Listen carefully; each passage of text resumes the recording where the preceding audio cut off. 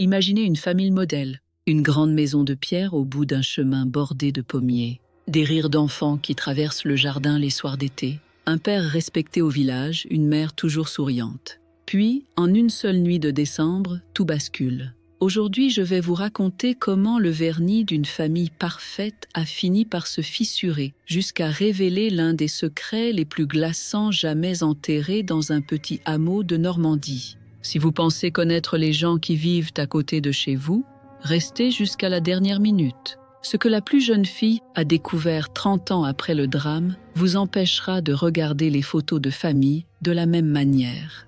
L'histoire commence dans le village de Saint-Aubin-sur-Mer, au début des années 80.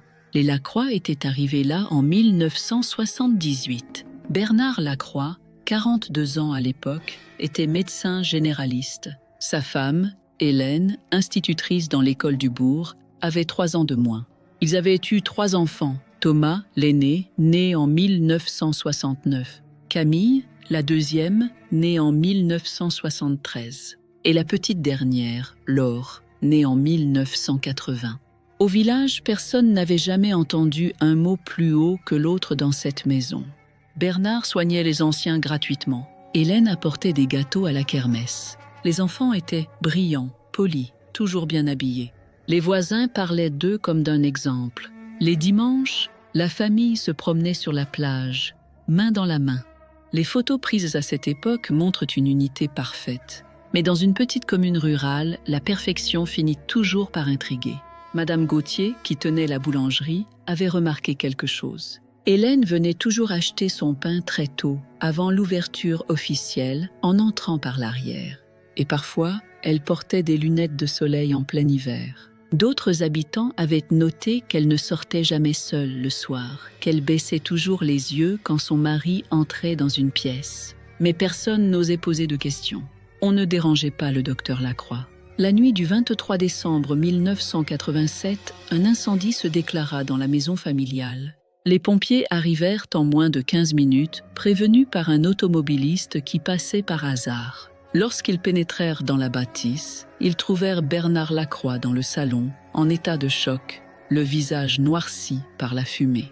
À l'étage, dans la chambre parentale, ils découvrirent les corps sans vie d'Hélène et de Thomas, alors âgés de 18 ans.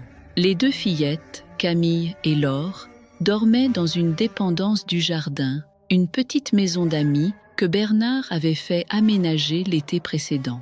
Elles avaient été épargnées par le feu. L'enquête officielle conclut très vite.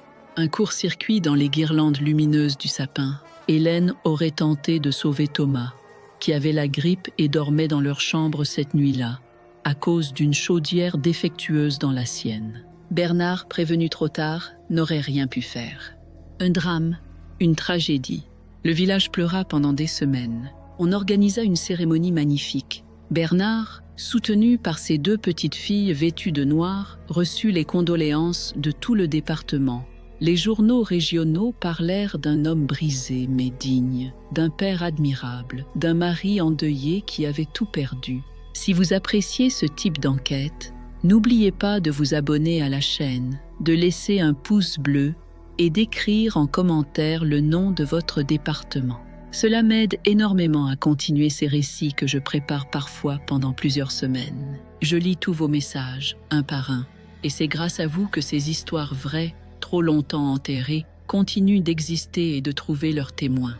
Dans les mois qui suivirent l'incendie, Bernard Lacroix refit surface. Il reprit son cabinet. Il éleva ses 2 filles avec une rigueur que les voisins trouvèrent admirable. Il ne se remaria jamais. Il dit à qui voulait l'entendre qu'aucune femme ne pourrait remplacer Hélène. Camille grandit, devint infirmière à Caen. Laure, la plus jeune, celle qui n'avait que 7 ans au moment du drame, suivit des études de droit, puis s'installa à Rouen où elle devint avocate spécialisée en droit de la famille. Le temps passa. Bernard vieillit. En 2015, à l'âge de 78 ans, il fut diagnostiqué d'une maladie dégénérative.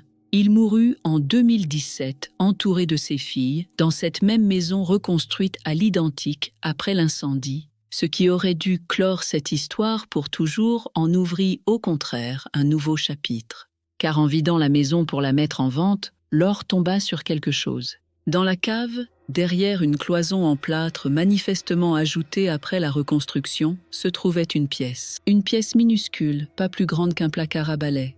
À l'intérieur, un classeur métallique verrouillé. Laure passa 3 jours à chercher la clé. Elle la trouva finalement cachée dans la reliure d'un livre de la bibliothèque, un ouvrage de médecine auquel personne ne touchait jamais. Le classeur contenait des carnets, une quarantaine de carnets, numérotés, datés, à la reliure de cuir usé. Des carnets rédigés par Hélène Lacroix entre 1975 et la veille de sa mort. Laure commença à lire, assise dans la poussière de cette cave. Ce qu'elle découvrit s'étala sur des heures, puis des jours, puis des semaines. Les carnets racontaient tout. Les coups, les menaces, les humiliations. Dès la première année de mariage, Bernard avait commencé. Il frappait Hélène quand elle tardait à rentrer. Il la privait de nourriture pendant plusieurs jours quand il jugeait qu'elle avait mal tenu la maison. Il contrôlait ses appels, ses courriers, ses amitiés, le moindre centime dépensé. Les lunettes de soleil de Madame Gauthier prenaient soudain un sens glaçant. Mais le pire venait des pages écrites en 1986. Hélène y décrivait comment Thomas, son fils adoré, avait commencé à s'interposer. Thomas avait 17 ans. Il était grand, sportif, il n'avait plus peur de son père. Un soir d'octobre, il l'avait menacé de tout dire à la gendarmerie. Bernard avait ri, puis il avait frappé son fils si violemment qu'Hélène avait cru qu'il l'avait tué. Dans les semaines qui suivirent, Hélène écrivait avec une angoisse croissante. Elle savait que quelque chose allait arriver. Elle avait même commencé à préparer une fuite. Elle avait caché de l'argent dans un bocal à farine. Elle avait demandé à sa sœur à Lyon de les héberger, elle et les 3 enfants.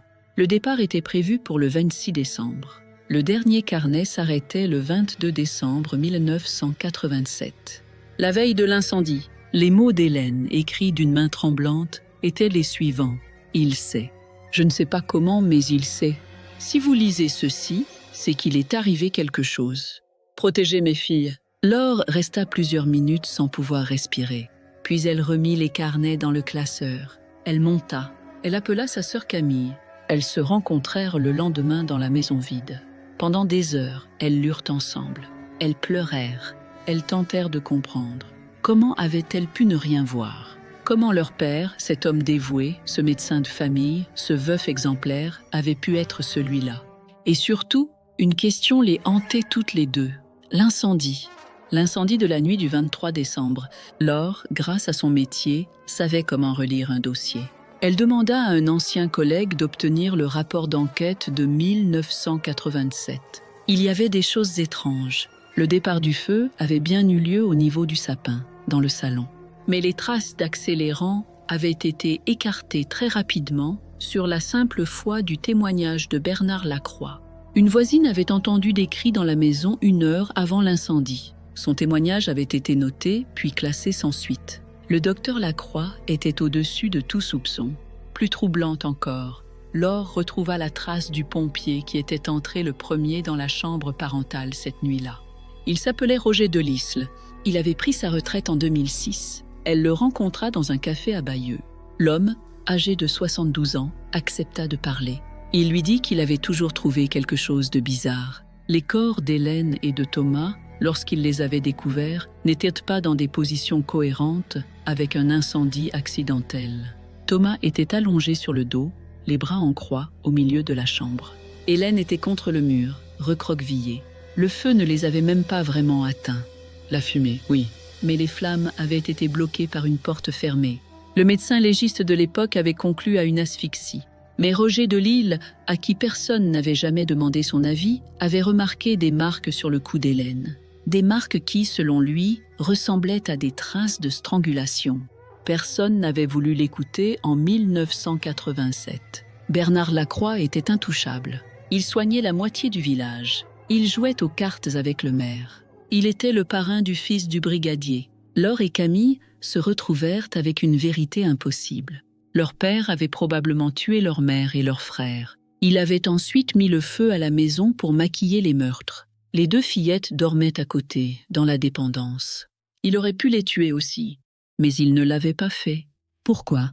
Peut-être parce qu'elles n'étaient pas témoins. Peut-être parce qu'il avait besoin de conserver l'image du père endeuillé. Peut-être parce qu'au fond, Elle lui servait de décor, de caution, d'alibi émotionnel face au monde. Camille, l'aînée désormais, sombra dans une dépression profonde. Elle se souvenait de choses qu'elle avait enfouies, des bruits la nuit, des cris étouffés, le regard de Thomas les derniers mois, des regards d'adulte sur un visage d'adolescent. Laure, elle, décida d'agir. Il lui restait peu de temps pour tenter de rouvrir l'enquête avant la prescription qui, pour un assassinat commis en 1987, approchait dangereusement. Elle déposa les carnets d'Hélène, accompagnés du témoignage écrit de Roger Delisle auprès du procureur de Caen. L'affaire fut rouverte en 2018. Les médias s'emparèrent de l'histoire. Le village de Saint-Aubin-sur-Mer fut assailli par les journalistes. Les anciens voisins parlèrent enfin. Madame Gauthier, la boulangère, raconta les lunettes de soleil. Une infirmière du cabinet de Bernard se souvenait de bleus suspects qu'Hélène masquait avec du fond de teint. Le professeur de Thomas au lycée raconta que le garçon était venu le voir 2 mois avant sa mort pour lui dire qu'il voulait s'enfuir de chez lui, sans jamais préciser pourquoi. Le corps d'Hélène fut exhumé. Les analyses, menées avec des techniques que l'on ne maîtrisait pas en 1987, confirmèrent une strangulation manuelle. Les os de la gorge portaient des fractures caractéristiques. Thomas, lui, présentait une fracture du crâne non compatible avec un effondrement de plafond. Il avait été frappé sans doute par un objet lourd et plat avant même le départ du feu. La vérité enfouie pendant 30 ans remontait à la surface, os par os, ligne par ligne. Bernard de Lacroix, bien sûr, était mort. Il ne serait jamais jugé. Il était inscrit sur le monument aux morts du village comme bienfaiteur. Sa plaque fut retirée en 2019 lors d'une cérémonie discrète, sans discours. Une nouvelle plaque fut installée à côté de la tombe d'Hélène, avec simplement cette phrase choisie par ses filles, « À notre mère, qui a tenté de nous sauver ». Aujourd'hui, Laure et Camille vivent ensemble dans une maison du bord de mer, loin de la Normandie. Elles ont fait don des carnets de leur mère à une association d'aide aux femmes victimes de violences conjugales. Camille a repris son métier d'infirmière dans un service dédié à la prise en charge psychologique des enfants témoins. Laure continue son métier d'avocate, mais ne prend plus que des affaires de droit de la famille, côté victime. Elles ne sont pas retournées à Saint-Aubin-sur-Mer depuis la vente de la maison. Ce qu'elles ont compris, et ce qu'elles veulent que vous compreniez, c'est que le silence est le véritable complice de ces drames. Le silence des voisins qui ne posent pas de questions. Le silence des institutions qui respectent trop les apparences. Le silence des enfants à qui l'on a appris à ne rien voir. Hélène Lacroix avait laissé 40 carnets. Elle savait qu'elle allait mourir. Elle a écrit chaque jour pendant 12 ans pour qu'un jour, peut-être, quelqu'un lise. Pour qu'un jour, justice soit faite. Même si elle n'était plus là pour le voir. Pensez à cela la prochaine fois que vous regarderez une photo de famille. Pensez à ce que l'on ne voit pas. Pensez aux regards qu'on ne sait pas lire. Pensez à ces sourires qui cachent parfois des hivers sans fin. La perfection, dans une maison, devrait toujours éveiller une forme de curiosité. Pas par méfiance, par humanité. Si cette histoire vous a bouleversé autant qu'elle m'a bouleversé en l'enquêtant, partagez-la autour de vous. Elle existe pour qu'Hélène, Thomas et toutes les victimes invisibles soient enfin entendues. Je suis Sarah Delaunay et je vous donne rendez-vous très bientôt pour une nouvelle histoire vraie, tirée de l'ombre de nos campagnes. Prenez soin de vous. Et surtout, prenez soin de celles et ceux qui n'ont plus la force de parler.